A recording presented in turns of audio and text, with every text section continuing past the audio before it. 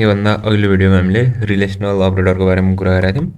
आजको यो भिडियोमा भने हामी लजिकल अपरेटरको बारेमा कुरा गर्नेछौँ। त्यसको लागि म सिम्पली नयाँ फाइल बनाउनु पऱ्यो होइन, जसको नाम चाहिँ 11 डट लजिकल अपरेटर हुनेछ .c।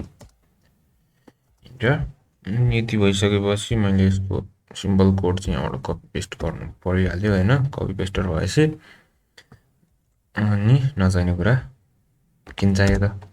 त्यसपछि अब लजिकल अपरेटर भनेको के भन्ने कुरा पनि डिस्कस गरौँ। लजिकल अपरेटर चाहिँ तपाईँले लजिकल गेट्सहरू पढ्नु भएको थियो होला, त्यसमा and gate, or gate, not गेटहरू हुन्थ्यो नि। यसमा पनि सिमिलर कन्सेप्ट हो। यसमा हामीले एन्ड गर्नु पऱ्यो भने कुनै दुईवटा कन्डिसनमध्ये दुइटै ट्रु छ भने त्यसले हामीलाई भ्यालु ट्रु दिने भयो होइन। दुइटै ट्रु छ भने ट्रु दिन्छ। अनि त्यस्तै त्यसलाई एनलाई चाहिँ हामीले प्रोग्रामिङमा लेख्दाखेरि यस्तरी डबल एन राख्नुपर्ने हुन्छ। अनि त्यस्तै गरी अर्को लजिकल अपरेटर भनेको अर हुन्छ। अरमध्ये चाहिँ दुईवटा कन्डिसनमध्ये कुनै एउटा कन्डिसन ट्रु भयो भने त्यो ट्रु हुन्छ। यसलाई चाहिँ यस्तरी डबल स्ल्यास हुन्छ, यो इन्टरभन्दा मास्तिर सिफ्टसँग दाब्नुपर्ने हुन्छ होइन। डबल नेपालीको पूर्ण विराम त तरिकाको होइन। अनि त्यस्तै गरी अर्को हाम्रो लजिकल अपरेटर भनेको चाहिँ नट हुन्छ होइन। नटलाई चाहिँ सिम्पली हामीले यो एक्सक्लामेसन साइन राख्नुपर्ने हुन्छ सिफ्टसँग नम्बर 1 दाबेर। अनि त्यस पछाडि कुनै अपरेटर राख्छौँ, जस्तै ए भयो भने ए राख्छौँ। अनि यदि ए ट्रु छ भने यसले फल्स रिटर्न गर्ने भयो, ए फल्स छ भने ट्रु रिटर्न गर्ने भयो। सिम्पल हाम्रो लजिकल गेट्सको जस्तो कन्सेप्ट भयो होइन। मैले यसलाई तल राखिदिन्छु। अनि अब हामी प्रोग्राम गरेर बुझिहेरौँ त यो के रहेछ।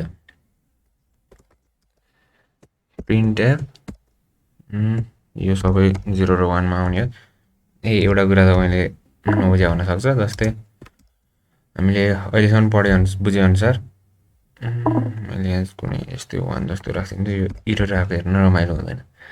अहिलेसम्म तपाईँले बुझेअनुसार 0 भनेको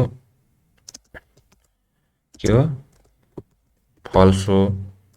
अनि त्यस्तै गरी 1 भनेको ट्रु, यो बुझ्नुभयो होला होइन। यो पुरै गलत त होइन, तर अलिकति गलत हो, किनभने 0 भनेको फल्स हो। अनि 0 बाहेकको हरेक नम्बरमा केही भ्यालु छ होइन, भनेको त्यो भनेको चाहिँ ट्रु भयो। जस्तै अब मैले यहाँनिर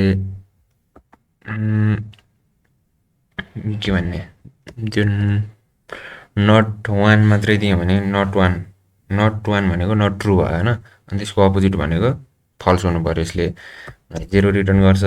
अनि त्यस्तै गरी 1 को सट्टा मैले अर्को कुनै भ्यालु जस्तै 100 जस्तो राख्थेँ भने यो पनि ट्रु भ्यालु हो, त्यसको अपोजिट भनेको 0 यानि कि फल्स आउँछ। तर मैले नट 0 राख्थेँ भने यसको अपोजिट ट्रु हुँदाखेरि चाहिँ हाम्रो 1 नै रिटर्न हुने भयो, अरू कुनै भ्यालु रिटर्न हुने भएन। यति कुरा भयो होइन। पहिला हामी एनबाट लागौँ न त होइन। जस्तै हामीले कुनै दुईवटा कन्डिसन दिउँ, दुईटै ट्रु भयो भने मात्रै यसले ट्रु रिटर्न गर्ने भयो। जस्तै मैले अब 2 लेस देन 3 अनि त्यस पछाडि एन्ड अनि 3 लेस देन 4 यो गर्थ्यो भने के हुन्छ, हाम्रो दुईटै कन्डिसन ट्रु छ, यसले हामीलाई ट्रु भ्यालु रिटर्न गर्नुपर्ने हुन्छ। अब हेरौँ गर्छ कि गर्दैन होइन। ट्रु भ्यालु रिटर्न गरे जस्ट इट इज भनेर यो कुरा राखिदिनु पऱ्यो होइन। इट इज 1, इट इज 0 अनि it is true, it is false भन्ने बुझ्न सजिलो होस् न होइन। यहाँनिर हाम्रो आउटपुटमा it is 1, it is true.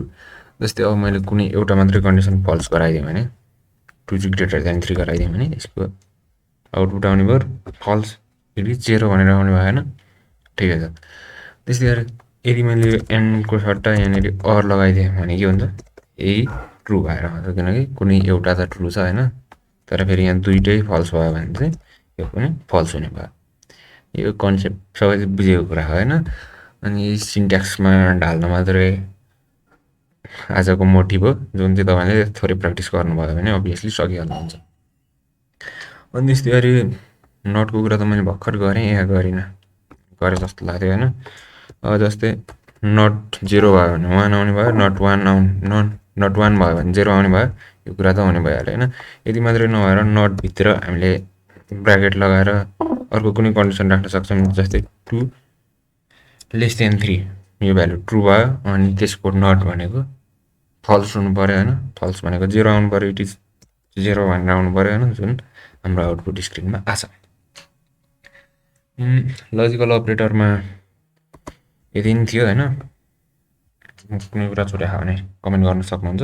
मबाट कुनै कुराको एक्सप्लेनेसन चाहनुहुन्छ भने पनि कमेन्ट गर्नुभयो हुन्छ। आजको भिडियोमा चाहिँ यति नै भयो।